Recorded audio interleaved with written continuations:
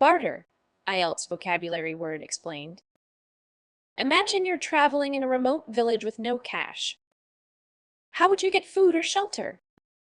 This scenario introduces us to our IELTS vocabulary word of the day. Barter. Word type. Barter can be used as both a verb and a noun. Meaning, as a verb, to barter means to exchange goods or services for other goods or services without using money. As a noun, barter refers to the act of trading in this way. Word history.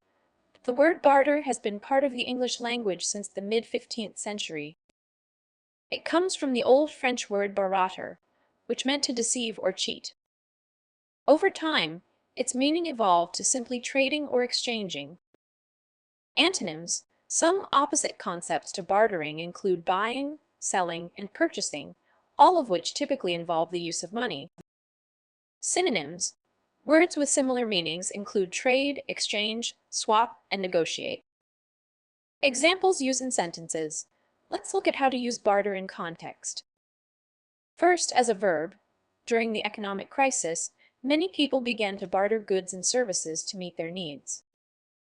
Now, as a noun, in some rural communities, barter is still a common form of economic exchange. Common errors in use. One common mistake is confusing barter with haggle.